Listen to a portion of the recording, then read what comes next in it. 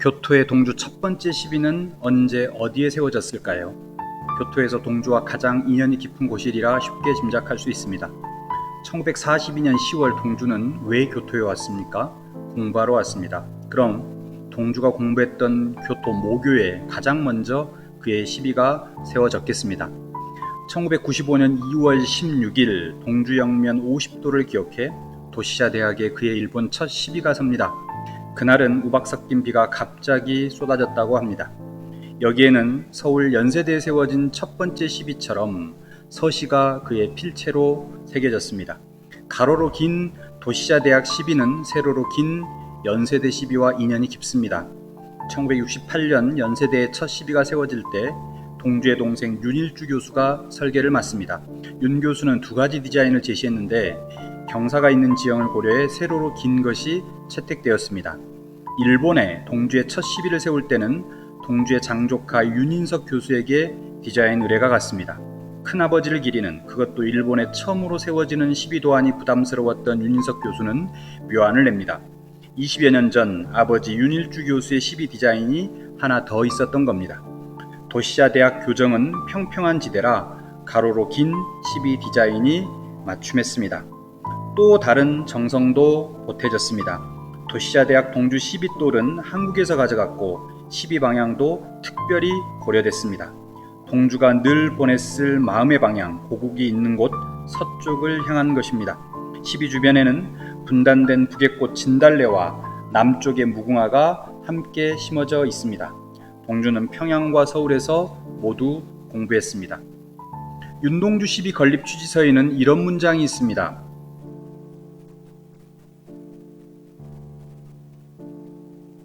도시자 대학의 설립자 니시마조는 어떻게 그런 생각을 했을까요?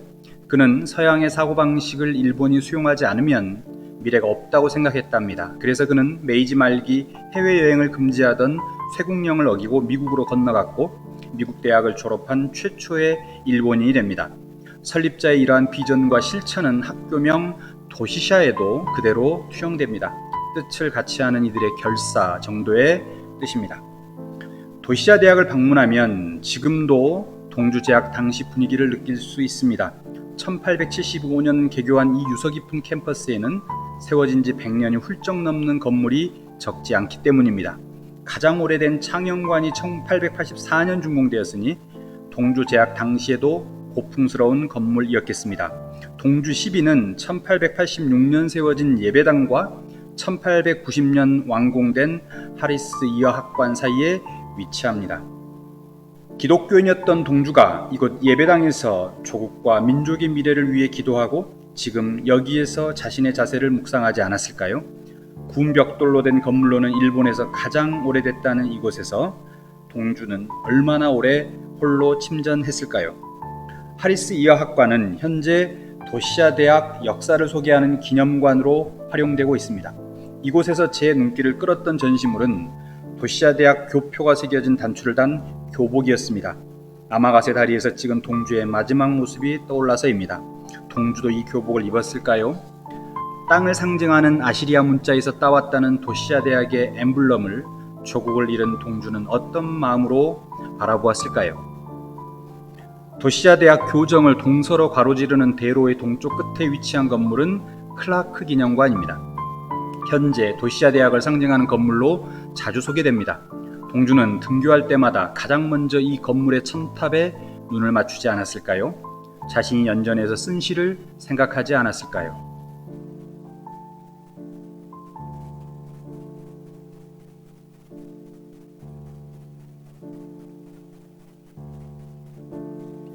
교토를 여행하는 많은 한국인이 도시자 대학 동주 시비를 찾습니다. 저는 답사 때마다 시비 앞에 오래 머무르다 보니 뒷사람에게 자리를 내주어야 하는 경우가 종종 있었습니다. 그런데 동주 시비 앞에서 사진을 찍은 이들이 바로 자리를 뜨는 게 아닙니까? 팔이라도 붙잡아 몇 걸음만 옆으로 옮기라고 간곡히 권하고 싶은 적이 한두 번이 아니었습니다. 동주 시비 바로 옆에는 동주가 가장 존경했던 시인 정지용의 시비가 있습니다. 동주 시비가 선 지 딱 10년 후인 2005년 지용의 시비도 세워졌습니다. 고향 옥천의 화강암에 실개천 무늬를 조각한 시비에는 압천이 새겨져 있습니다. 압천, 감옥화와는 교토를 가로지르는 강입니다. 다른 시간이지만 같은 공간에서 공부했던 두 사람은 이제 11호라도 늘 함께합니다. 그러나 두 분의 인연이 12처럼 단단했던 것은 아닙니다. 이승에선 주로 동주가 지용을 바라보았고 동주가 세상을 떠난 후엔 지용이 동주를 안타까워했습니다. 두 사람 중 먼저 인연을 만들어간 건 동주입니다. 동주는 평양 숭실중학재학 시절인 1936년 3월 19일 그 전에 간행된 정지용 시집을 구입합니다. 그리고 매우 꼼꼼하게 시를 읽습니다. 다음 인연을 이어간 쪽도 동주입니다. 연전 2학년생 동주는 친구 라사인과 함께 구화연동 정지용 집을 찾습니다. 그러나 이때의 만남을 지용은 기억하지 못했습니다. 이 사실이 아쉬웠을까요? 영화 동주의 감독은 지용이 자신의 집에서 동주와 대화하는 장면을 삽입합니다. 세 번째 인연도 지용 모르게 동주가 맺어가는데 도쿄 리쿄대학에서 교토 도시자대학으로 전입한 것입니다. 그 이전의 일이긴 하지만 동주는 지용의 시 앞천에 걸작이라고 메모해 두었습니다. 교토에서 동주는 스승이자 이제 선배인 지용을 그리며 아천 강가를 산책했을 겁니다. 매일 등하굣길에 존경하던 시인의 시에 등장하는 앞천을 볼 수 있었으니 동주는 그때만은 행복했을 것 같습니다. 여기까지가 이승의 인연입니다. 이제는 지용 차례입니다. 지용은 해방 후 동주의 시를 신문에 처음 소개합니다. 동주가 도쿄에서 썼던 동주의 최후의 작품 중 하나인 쉽게 쓰여진 시입니다. 그는 또한 뒤늦게나마 동주의 시를 소개할 수 있어 윤군보다도 내가 자랑스럽다고 소개문을 맺습니다. 지용은 1947년 2월 16일 윤동주 2주기 추모식에도 참석합니다. 당대 최고 시인이 무명의 시인 지망생을 추모하는 자리에 함께한 것입니다. 이때 중요한 결정이 내려집니다. 동주의 3주기인 1948년 2월 16일 전에 유고 시집을 발간하기로 한 것입니다.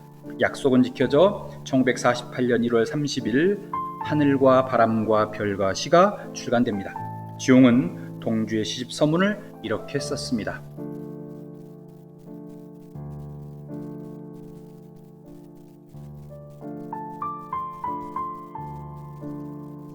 지용은 한국 현대시사 100년의 우뚝 솟은 시인입니다. 1930년대 조선문단을 요약할 때 시에는 지용, 소설에는 상어라 있으니 더 이상의 설명은 필요 없겠습니다. 그런 지용의 시 중에서 가장 잘 알려진 작품이 가곡으로도 널리 불린 향수입니다. 도시야대학 뒤편의 삼국사라는 절에는 이 작품과 관련해 매우 흥미로운 이야기가 전합니다.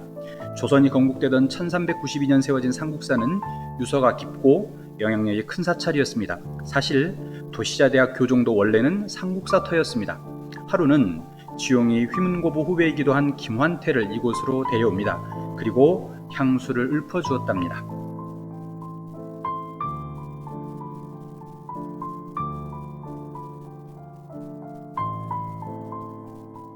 교토에 있는 동주의 나머지 시비, 두 번째로 세워진 시비는 어디 있을까요?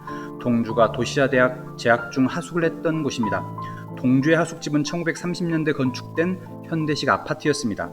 원래 건물은 화재로 소실되고 현재는 교토 조형예술대학 다카하라 캠퍼스 건물이 들어섰습니다. 이곳 시비에도 서시가 한국어와 일본어로 새겨져 있습니다. 그런데 이곳에는 우리 눈길을 끄는 것이 하나 더 있습니다. 윤동주 유혼집이라고 새겨진 비석입니다. 동주가 이곳에서 하숙을 했으니 그 혼 또한 머물던 곳이라는 뜻이겠습니다. 그런데 이 유혼비의 형태가 특별합니다. 북간도 룽징의 동주 묘비 그대로인 것입니다. 동주는 1942년 가을에 교토에 와 1943년 늦봄을 보내고 체포됐습니다.